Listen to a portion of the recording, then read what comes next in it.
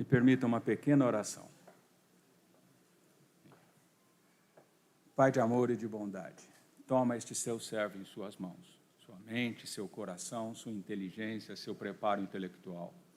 Faça com que a sua vontade prevaleça e a sua palavra seja verbalizada claramente. Amém. A nós outros, cuida para que possamos ter inteligência, sabedoria para entendê-la, perceber e aplicar em nossas vidas. Por Cristo Jesus nós oramos. Amém.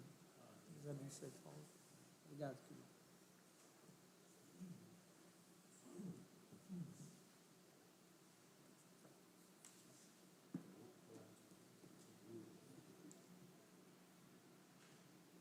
Meus irmãos, graça, misericórdia e paz de Jesus. Quero convidá-los a abrir a Escritura no Evangelho de Lucas, capítulo 18, verso do 15 ao 17. Lucas 18, verso do 15 ao 17, é o texto para nossa instrução e reflexão nessa manhã do dia do Senhor, o dia que Ele separou para Ele, para o seu louvor, para a sua glória, para a sua exaltação, para a edificação da sua igreja.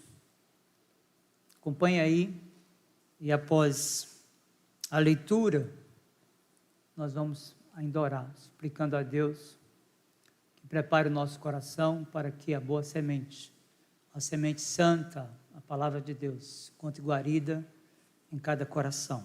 Você vai manter depois o seu texto aberto para acompanhar a exposição desta porção do Santo Evangelho de Jesus. Lucas, capítulo 18, do 15 ao 17, a palavra de Deus nos diz assim: Traziam-lhe também as crianças para que as tocasse, e os discípulos, vendo, os repreendiam. Jesus, porém, chamando-as para junto de si, ordenou: Deixai vir a mim os pequeninos e não os embaraceis, porque dos tais é o reino de Deus.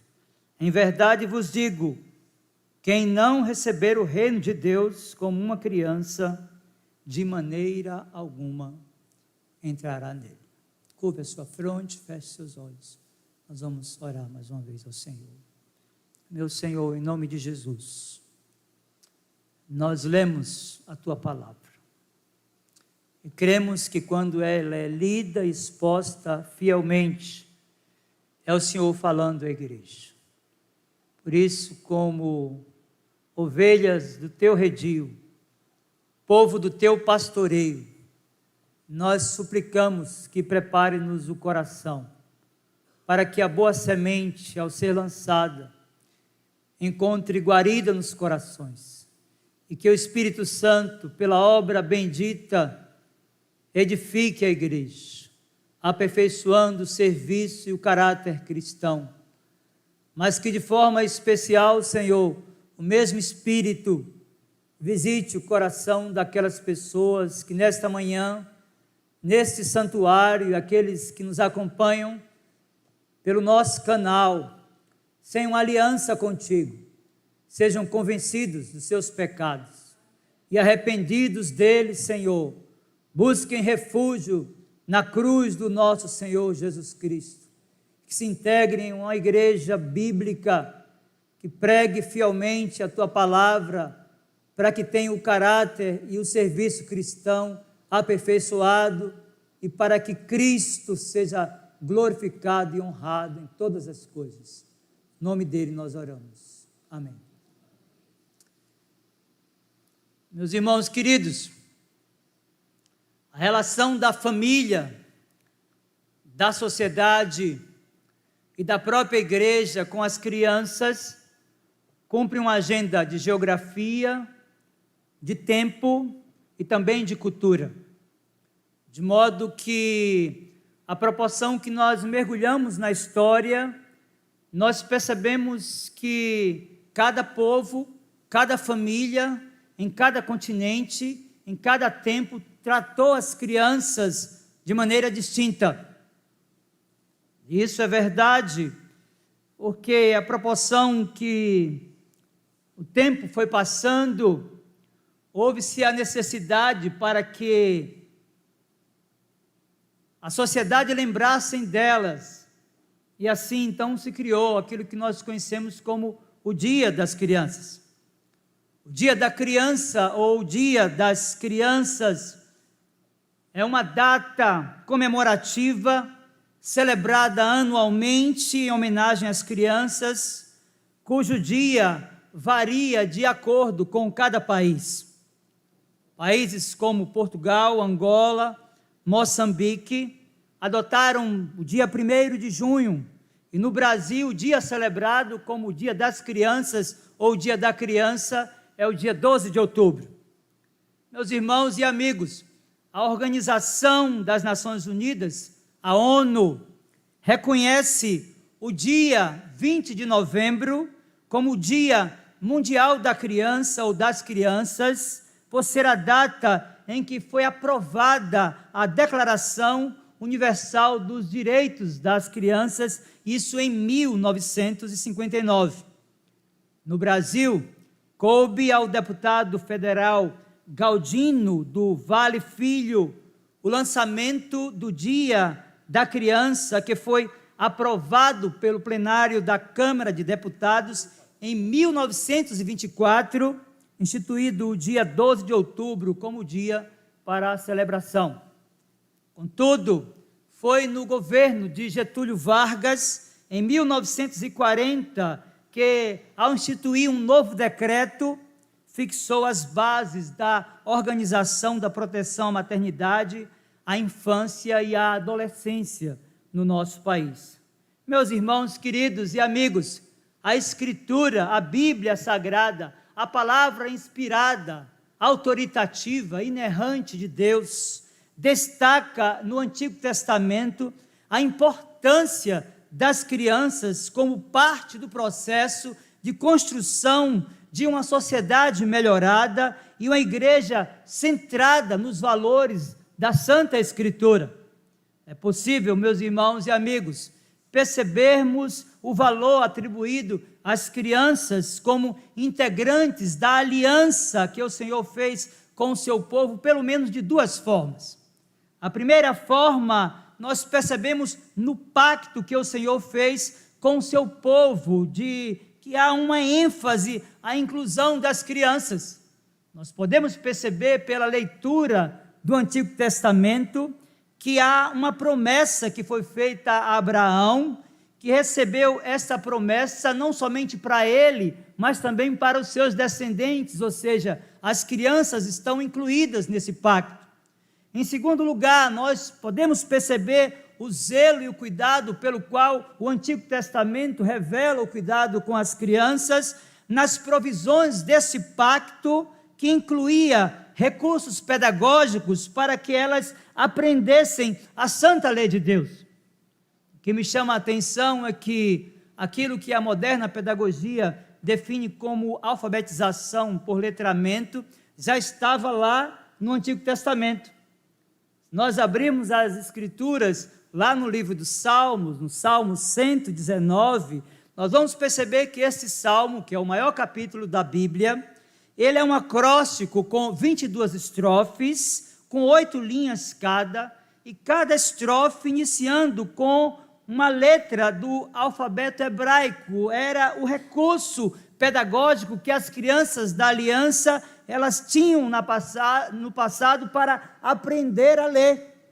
E a proporção que elas aprendiam os códigos dos hebreus, elas aprendiam também no mesmo momento, na mesma experiência, a santa e bendita lei de Deus. Meus irmãos, no Novo Testamento, o Senhor Jesus, como vimos na leitura da exposição do texto nessa manhã, deu ênfase ao valor e à importância das crianças, e os evangelistas, eles registraram esta ocorrência.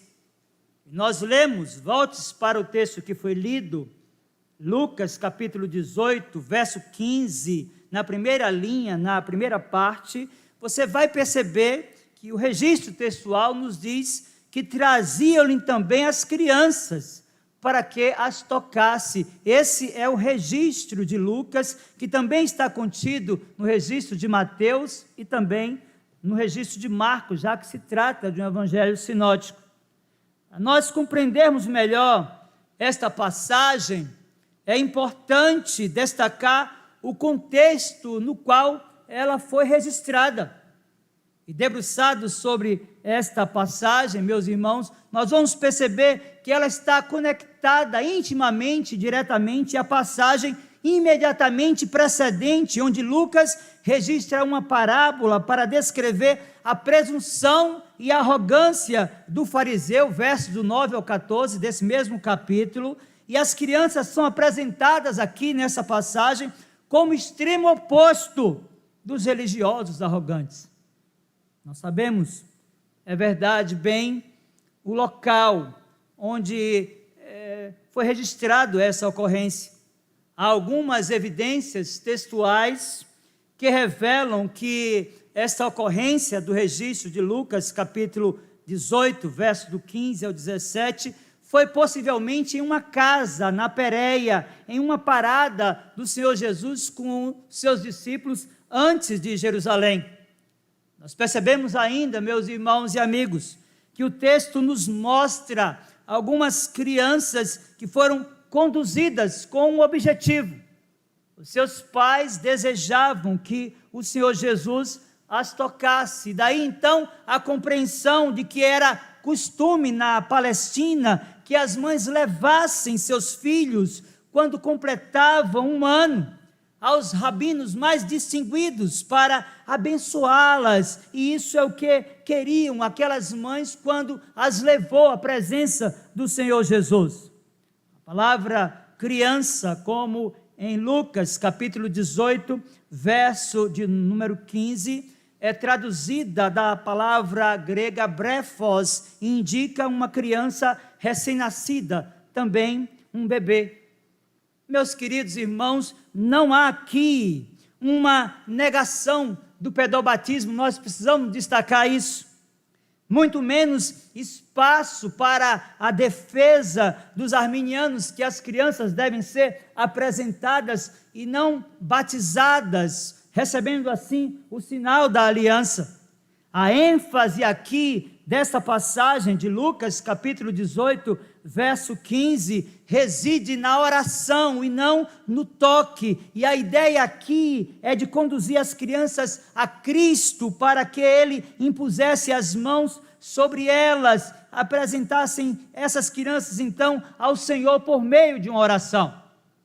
Importante então, meus irmãos, percebermos que a Bíblia, a Escritura inspirada, autoritativa e inerrante, ela recomenda que os pais orem por seus filhos e as eduquem segundo o padrão da Escritura.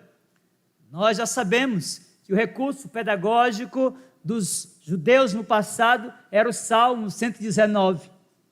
E eles liam o Salmo, eles liam cada estrofe daquele Salmo, instruía as suas crianças acerca dos códigos para que elas fossem alfabetizadas, mas eles também expunham a santa e bendita lei de Deus, e eles faziam isso com seriedade, assumindo de fato o compromisso para ensinar aquelas crianças para que elas crescessem nos caminhos do Senhor. Se você folhear a sua Bíblia, você vai perceber o nível de seriedade pela qual o povo hebreu, o povo judeu, o povo do pacto, do concerto, da aliança, tratou a educação religiosa dos seus filhos. No livro da lei, em Deuteronômio, capítulo de número 6, versos 6 e 7, a Escritura diz: essas palavras que hoje te ordeno estarão no teu coração. Vejam, tu as inculcarás a teus filhos, e delas falarás assentado em tua casa, e andando pelo caminho, e ao deitar-te e ao levantar-te. Nós continuarmos lendo as Escrituras, nós vamos perceber que de fato os judeus do passado levaram a sério esse ensino, de modo que no texto correlato ao texto da exposição desta manhã, em Mateus capítulo 19, verso 13, nós encontramos algumas pessoas da religião judia, daqueles que faziam parte do povo do concerto, conduzindo as crianças a Jesus, que era um judeu. Mateus 19, 13 diz: trouxeram-lhe então algumas crianças, para que lhes impusesse as mãos e orasse, mas os discípulos os repreendiam.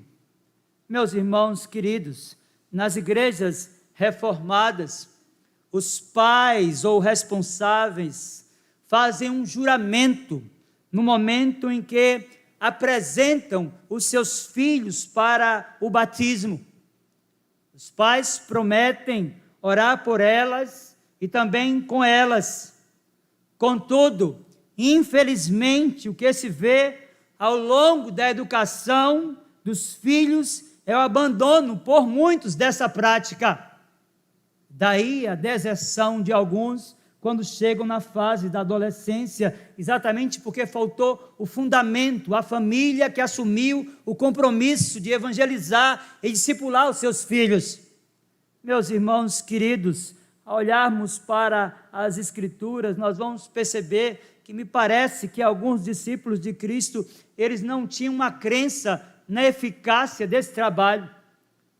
Outros, me parece, pelo próprio relato bíblico de Lucas, capítulo 18, versos do 15 ao 17, que me parece que alguns deles não tinham uma crença bem firmada no poder da oração.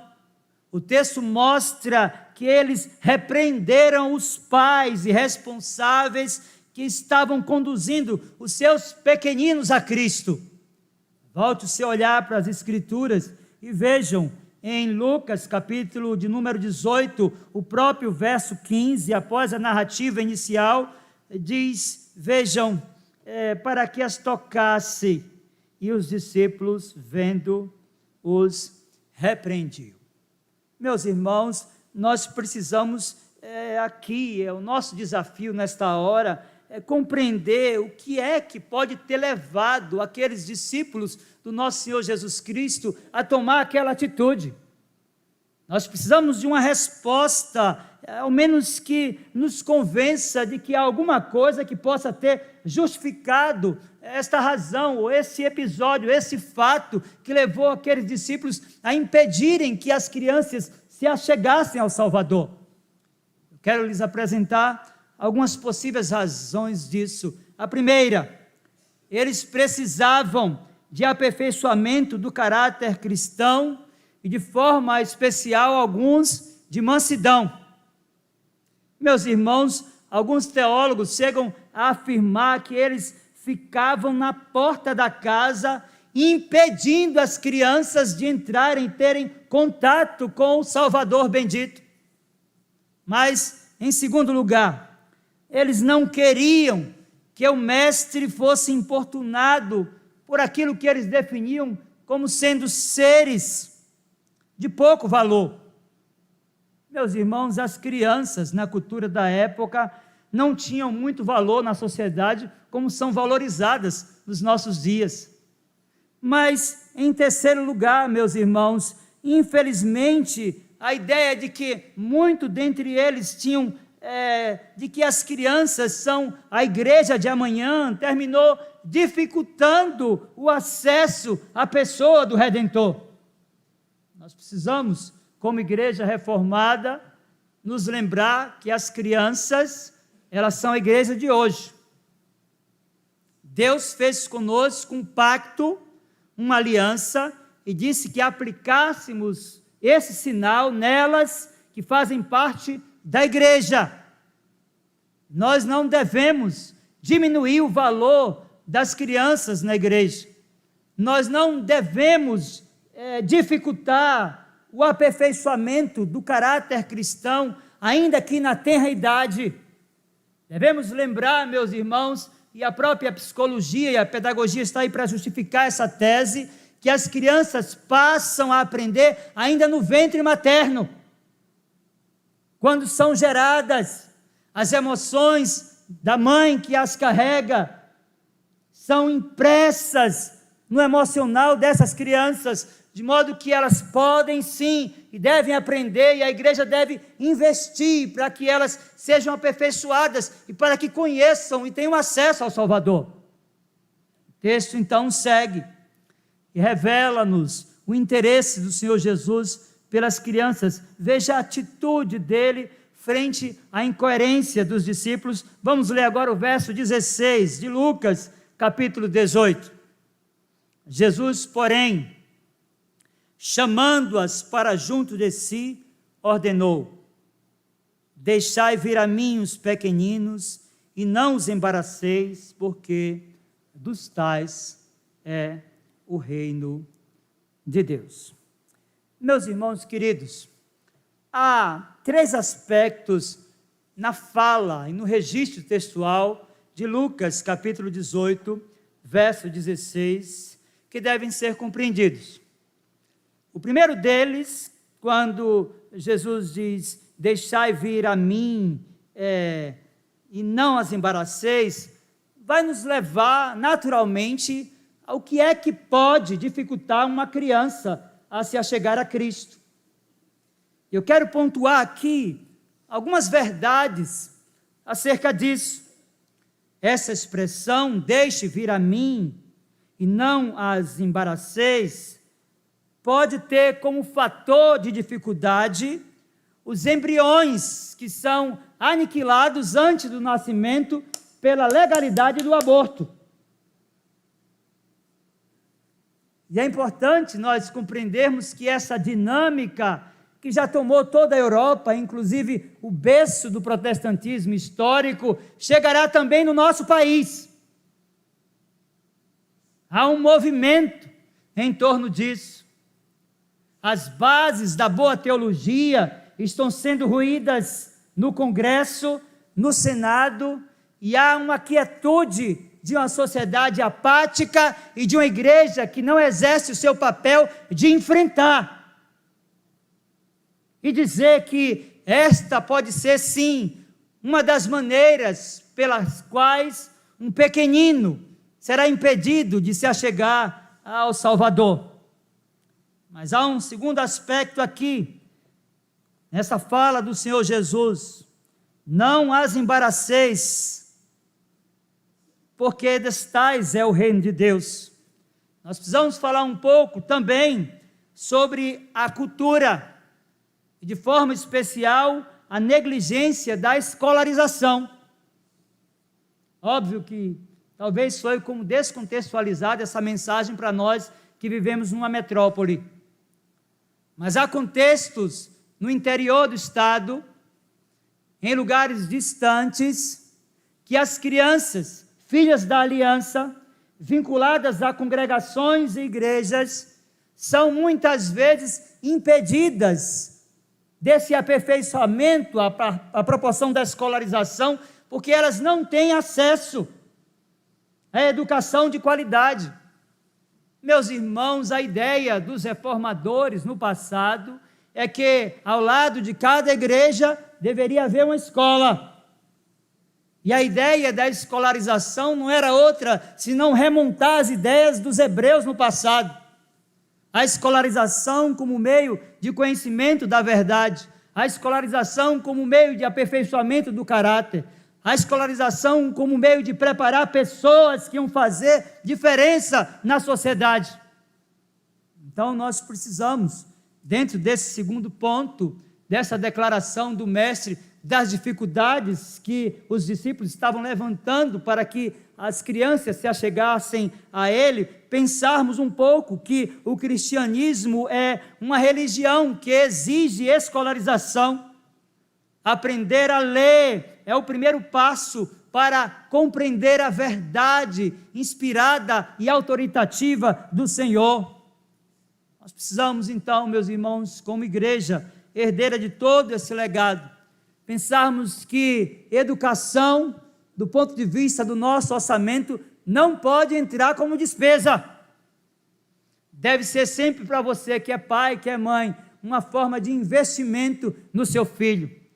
Porque a proporção da educação de qualidade que você vai dar para ele é a proporção que ele vai ter de uma percepção não somente da verdade, mas de uma visão de mundo que possa emancipá-lo para não ter uma mente escravizada pelo sistema. Mas há um outro aspecto aqui, meus irmãos, eu quero destacar. O terceiro aspecto, ou a terceira dificuldade que alguém pode imprimir em uma criança e dificultar que ela se achegue à pessoa do nosso Redentor, é o mau testemunho. Que me parece que há um abismo entre a realidade da igreja e aquilo que muitos vivem na igreja no domingo e aquilo que é vivido no decurso da semana a partir da segunda-feira. Parece que para algumas crianças há um contrassenso, há um paradoxo em reconhecer os pais como piedosos em casa, mas durante a semana observar conflitos que não conseguem ser geridos, falas incongruentes com a verdade que eles dizem viver e que ensinam a própria criança. Meus irmãos, se há uma forma eficiente de que alguém pode impedir uma criança de se achegar ao Redentor, é trazê-la para a igreja no domingo e durante a semana viver como se Deus não existisse. Isso é o que se define como o ateísmo prático. Richard Dawkins fala muito sobre o ateísmo teórico, e a ideia de ateísmo teórico é de uma negação peremptória da existência de um ser criador. No ateísmo prático, isso é diferente. A pessoa às vezes até se apropria do conteúdo da mensagem. Ela às vezes até diz viver esse conteúdo. Ela às vezes manifesta, inclusive, algum traço de alguém que conheceu a Cristo, que quer viver para Ele, tem compromissos, inclusive, com a igreja institucional, mas durante a semana a sua vida é esvaziada de significado no que tange a vida de Cristo nela. E não são poucas as crianças que passam pelos departamentos infantis das igrejas, que os pais trazem para a igreja, mas que quando chegam na adolescência não encontram significado nisso aqui. Exatamente porque algumas pessoas, muito embora tenham uma retórica muito bonita, muito embora tenham um conhecimento muito aguçado da palavra de Deus, durante a semana, a vida dessas pessoas é esvaziada de piedade. Não há culto doméstico, não há devoção, não há oração, não há piedade. E isso faz com que as crianças que fazem a leitura, não da palavra, mas da vida, não encontrem significado em absolutamente nada. E Jesus disse para eles, Jesus, porém, chamando-as para junto de si, ordenou: deixai vir a mim os pequeninos e não os embaraceis. Meus irmãos, Jesus vai justificar na última parte do verso 16, porque é que os crentes não devem dificultar o acesso das crianças a Ele. Vejam, a tese está no finalzinho do verso 16. Ele diz, porque dos tais é o reino de Deus. Meus queridos, após ordenar que liberassem o acesso e não dificultasse o encontro das crianças, o Senhor Jesus apresenta aos discípulos uma razão, a razão pela qual elas fazem parte do pacto, a razão pela qual elas fazem parte do concerto, a razão pela qual elas foram lembradas na eternidade, no eterno conselho da Trindade, onde Deus separou dessa massa humana uma quantidade de pessoas que vai ouvir a voz do Redentor e atender ao seu chamado. Dentre elas estão as crianças. Jesus disse que o seu reino lhes pertence e que nós devemos ser pontes, nós devemos ser veículos pelos quais elas possam ter as suas vidas marcadas pelo ensino da palavra, pelo testemunho cristão. Meus irmãos, qual é o sentido aqui de que o reino pertence aos pequeninos? Eu quero lhes apontar algumas verdades textuais. Primeiro, nós precisamos de pensar que as crianças, elas possuem as características exigidas aos adultos para o ingresso do reino. Segundo, sendo filhas de judeus que faziam parte de um concerto, o reino lhes estava garantido por promessa, feita em um pacto que Deus havia chamado Abraão. Isso agora vale também para mim e para vocês. Os nossos filhos são santos ao Senhor, e nós precisamos de facilitar o acesso deles ao Salvador bendito, ao Rei dos Reis, ao Senhor o glorioso, o ressurreto Filho de Deus. Meus irmãos, foi exatamente isso que Lucas registrou no livro de Atos, quando do episódio da conversão do carcereiro, a Escritura nos mostra que lhe foi revelado pelo apóstolo que esse concerto, que esse pacto, que esta aliança incluía toda a sua família. Lucas capítulo 16, versos do 29 ao 31, a palavra de Deus nos diz assim: então o carcereiro, tendo pedido uma luz, entrou precipitadamente e trêmulo, prostrou-se diante de Paulo e Silas. Depois, trazendo-os para fora, disse: senhores, que devo fazer para que seja salvo? Responderam-lhe: crê no Senhor Jesus e serás salvo tu e a tua casa. Meus irmãos, de fato, Deus fez com as crianças um concerto, um pacto, e passou por mim e por vocês que recebemos a Jesus como Salvador bendito. Mas há um terceiro aspecto aqui, meus irmãos, que ainda nos compete expor acerca desta relação de pertencimento das crianças do pacto, da aliança com o reino que Jesus disse lhes pertencer. A oração de Cristo e a fé dos seus pais nas promessas do concerto e a responsabilidade de ensiná-las no caminho é que vai garantir o acesso dessas crianças ao reino celestial. O que é interessante é que esse acesso ao reino e essa visibilidade que as pessoas têm de uma coisa escatológica ou futura, começa aqui, nessa fraternidade, nessa relação que temos, irmanados que somos, vinculados uns aos outros, por meio do Espírito Santo. Meus irmãos, é nosso dever compreender que a Escritura é verdade revelada, é nosso dever compreender que a Escritura é verdade autoritativa, é nosso dever compreender que a Escritura é a palavra da graça, não somente para nós, mas para os nossos filhos, e por isso a poesia dos Hebreus traz recursos para compreendermos o valor do ensino às crianças. Provérbios capítulo 22, verso 6, a Escritura diz: ensina a criança no caminho em que deve andar, e ainda quando for velho, não se desviará dele. Meus irmãos, daí a informação de que delas é o reino, e a exortação no verso seguinte de que os adultos devem ser como as crianças.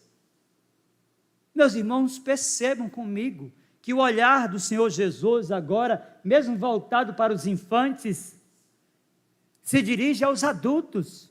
E as crianças agora tornam-se apenas metáforas, ilustrações daquilo que ele quer ensinar àqueles que já fazem parte da igreja, e agora confrontando diretamente aqueles que estavam impedindo de que as crianças se achegassem a ele.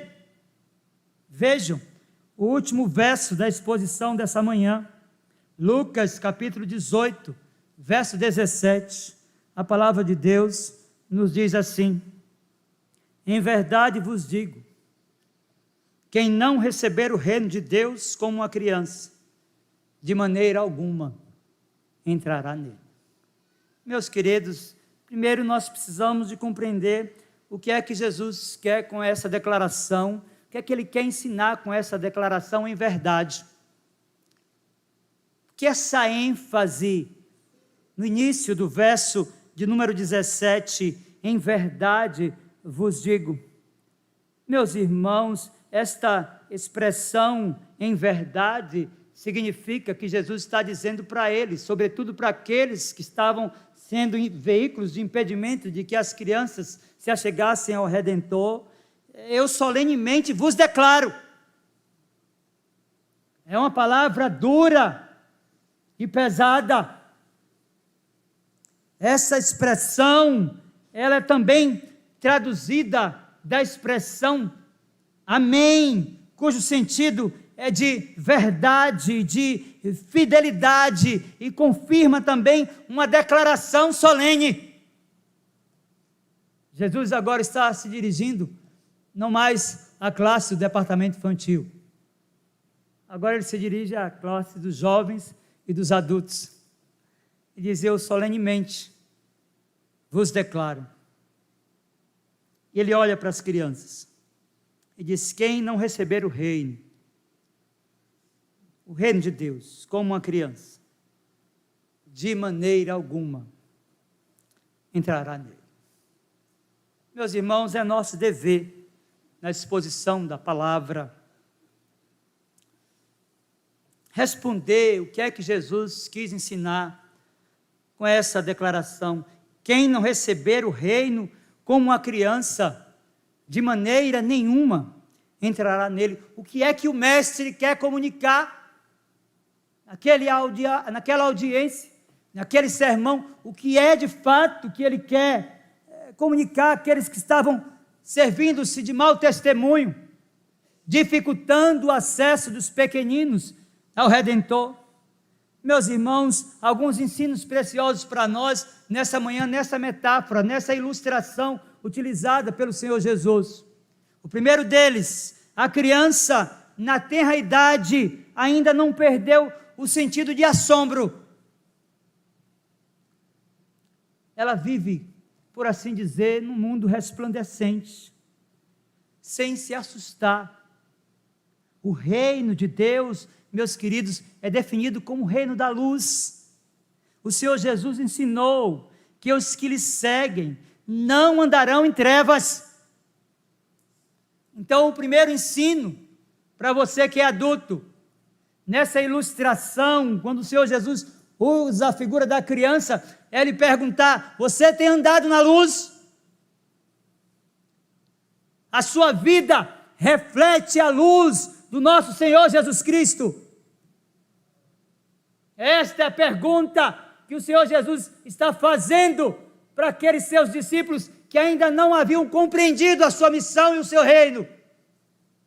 Mas há um segundo aspecto aqui, nesta analogia entre criança e aplicação à vida dos adultos que fazem parte da igreja. Meus irmãos, toda criança tem sua vida centrada na confiança. A confiança de uma criança em seus pais é absoluta. A ilustração, muitas vezes, de uma criança que vem a bordo de uma piscina funda e, sem saber nadar, se joga nos braços do seu pai, reflete muito bem isso. Ela está segura de que o seu pai vai cuidar dela. E a ideia que o Senhor Jesus transmite aqui é que o adulto deve ser como uma criança. Em meio aos vales, aos desertos, às vicissitudes da vida, às dificuldades que todos nós, indistintamente, crentes e descrentes, enfrentamos, nós precisamos confiar de que o Pai está no controle. E não importa o que você possa estar vivendo, não importa o tamanho da sua dificuldade, seja ela clínica, seja ela emocional, seja ela relacional, seja ela econômica, Deus, como Pai, tem sempre provisão. A Escritura diz que Ele é o dono do ouro e da prata, e por sua soberania e providência, tudo faz para ser glorificado na pessoa do seu Filho. Mas há ainda, meus irmãos, um terceiro aspecto aqui que nós devemos pontuar. A criança, ela é também naturalmente obediente. Lembre-se que, no caso em foco, são bebês recém-nascidos. A palavra criança, no verso 15, sinaliza que são crianças na tenra idade. E ainda nessa fase, parece que os efeitos do pecado, nós sabemos que todas elas nascem em pecado. Que não existe uma idade em que as crianças são inocentes, viu? Para desconstruir essa ideia, que a partir dos 7 que elas se tornam pecadoras. Davi disse, eu nasci em pecado. Eu nasci em iniquidade, em pecado me concebeu a minha mãe. Então, ainda na tenra idade, parece que os efeitos disso, no que tange a obediência, são atenuados, porque há também uma dependência maior das crianças, sobretudo das mães. O que é que Jesus quer comunicar aqui para a classe de jovens e de adultos, meus irmãos? Ele não está falando mais com as crianças.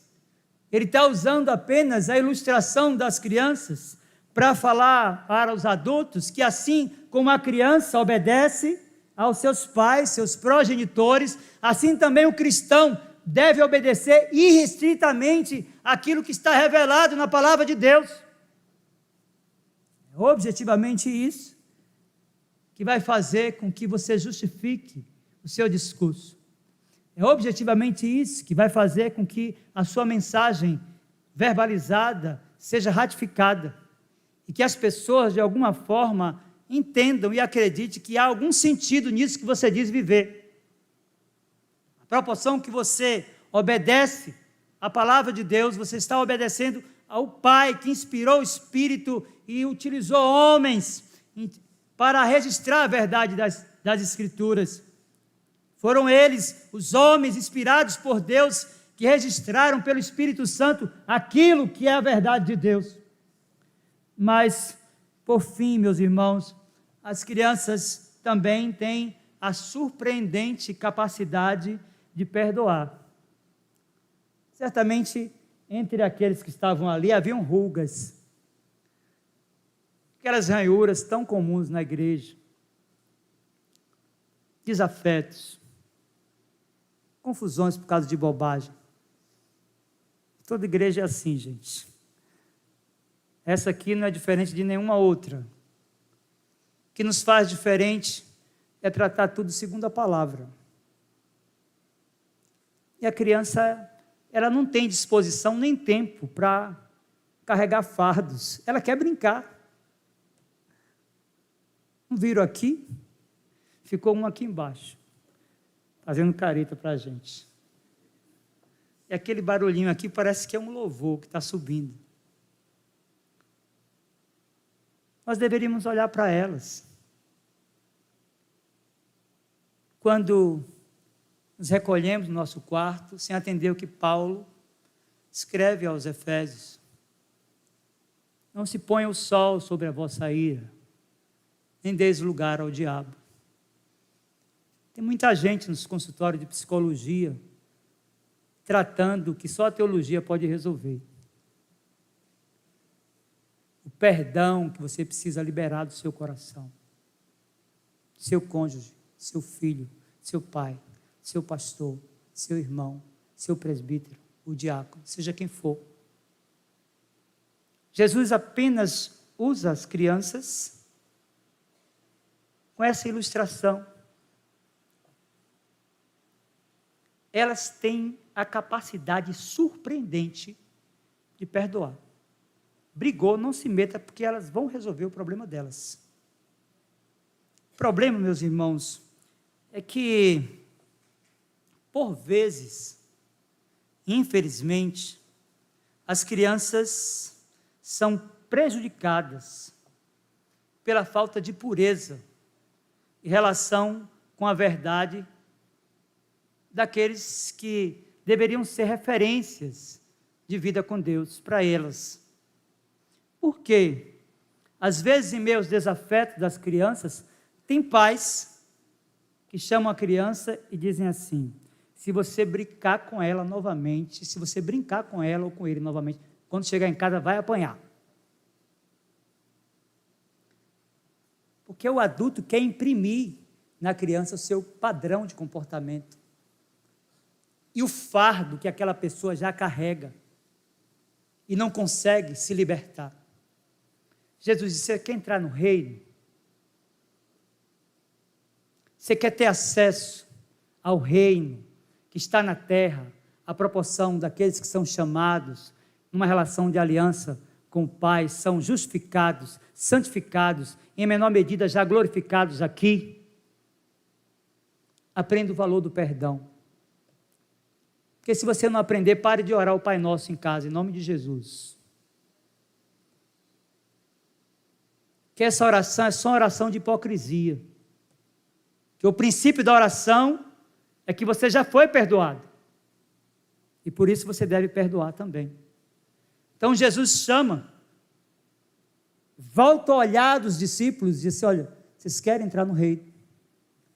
Então sejam como essas crianças, cuja capacidade de perdoar é incomensurável. Meus irmãos, algumas perguntas acerca da exposição do verso 17 nos vêm agora que caminhamos para o final. Primeiro, você vive na luz como as crianças que não perderam o sentido de assombro, pois vivem no mundo resplandecente? Essa é a primeira pergunta. Segundo, como uma criança que confia em seu pai, sua confiança em Deus revela o mesmo sentido de dependência que as crianças têm na figura dos seus progenitores.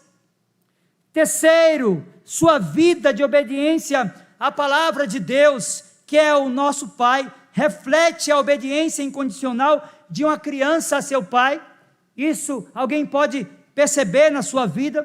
Por fim, seu comportamento reflete a atitude de uma criança que, mesmo ofendida, ela tem disposição para perdoar. Meus irmãos, é exatamente isso que o Senhor espera de nós. E Paulo vai escrever aos Romanos, lá no capítulo 12, para falar exatamente sobre isso, quando diz: não torneis a ninguém mal por mal, esforçai-vos por fazer o bem perante todos os homens. Se possível, quando depender de vós, tende paz com todos os homens. Não vos vingueis a vós mesmos, amados, mas dai lugar à ira, porque está escrito: a mim me pertence a vingança, eu é que retribuirei, diz o Senhor. Pelo contrário, se o teu inimigo tiver fome, dá-lhe de comer, se tiver sede, dá-lhe de beber, porque fazendo isto, amontoarás brasas vivas sobre a sua cabeça. Então Paulo encerra o seu discurso dizendo: não te deixes vencer do mal, mas vença o mal com o bem. Meus irmãos, nós iniciamos a exposição desta mensagem, destacando os aspectos relacionados à criação do Dia da Criança, tanto no mundo, pela OMS, e também aqui no nosso país. Eu quero concluir a mensagem, a exposição das Escrituras nesta manhã, destacando alguns ensinos preciosos que podem ser retirados de tudo quanto nós ouvimos aqui. Primeiro, os adultos devem ser como pontes que fazem ligações entre extremos. Esse deve ser o nosso papel. Nós precisamos assumir a responsabilidade de conectar os pequeninos ao Salvador. Isso não diz respeito apenas aos nossos filhos, isso não diz respeito apenas à nossa igreja, mas isso diz respeito também à sociedade que está caminhando para distanciá-las pelos seus valores do Salvador bendito. Mas há um segundo aspecto, meus irmãos. Cristo ensinou que nós precisamos de ser como crianças. E eu quero encerrar a mensagem nesta manhã, fazendo duas aplicações para você. Primeiro, nós precisamos de cuidar melhor delas. As igrejas precisam levar mais a sério o departamento infantil. É necessário maior capacitação, é necessário maior investimento, é necessário maior aplicação dos recursos, porque a sociedade está atacando as crianças e os adolescentes. Ainda na tenra idade, elas já estão aprendendo a linguagem neutra. Ainda na tenra idade, elas estão aprendendo que elas nascem sem uma definição, se são homens ou se são mulheres. E elas crescem sendo bombardeadas na escola, na sociedade, muitas vezes na família e na internet, onde estão conectadas a todo tempo. Meus irmãos, nós precisamos nos despertar, porque o diabo quer aniquilar a continuidade da história da igreja. Na Europa foi assim. Na Itália, quando passar a última geração de cristãos, não haverá mais cristianismo. E isso começou pelo esvaziamento do departamento infantil. Isso começou pelo liberalismo, que entendeu que a Escritura não é inspirada, nem inerrante, nem autoritativa. Nós precisamos resgatar, como igreja reformada, o valor e a responsabilidade que devemos ter com os nossos meninos. Eu quero orar nessa manhã, encerrando o culto e dizendo da minha alegria pelo trabalho que está sendo feito desde a sexta-feira. Estou acompanhando através do Instagram, do Departamento Infantil da Igreja da Bahia, e nós precisamos dar para essas crianças alimento sólido, fazer com que elas memorizem a palavra de Deus, que elas aprendam de fato e na essência o quão bom é esse livro, e quão maravilhoso é viver pautado nos seus valores. Vamos ficar de pé, vamos orar.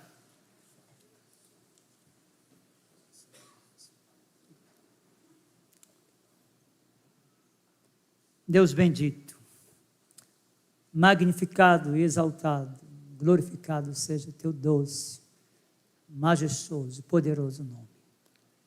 Nós cremos, como igreja reformada, que quando o texto lido é exposto fielmente, é o Senhor falando à igreja. E o Senhor nos despertou nessa manhã, não somente acerca da nossa responsabilidade com as nossas crianças, mas sobretudo a responsabilidade que devemos ter com nós mesmos.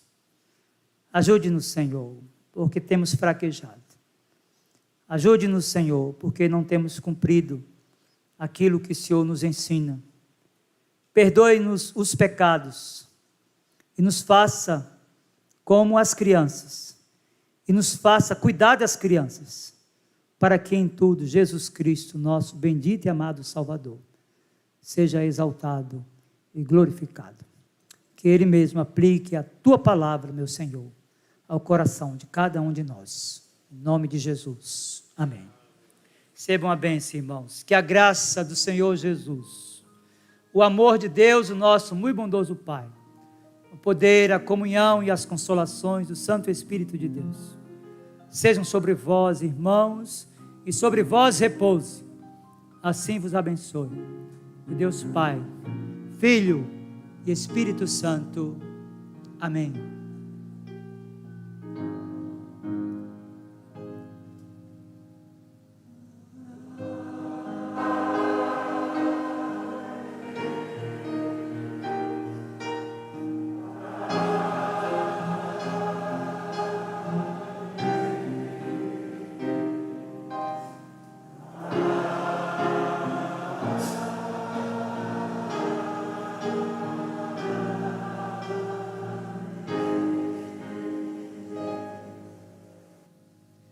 Pode sentar, meus irmãos. Eu me despeço de vocês, a gente ainda vai voltar. Estou com a Luciane, minha esposa, ali, lá para a congregação Cidade Universitária, para pegar o finalzinho da escola dominical. Deus os abençoe, em nome de Jesus.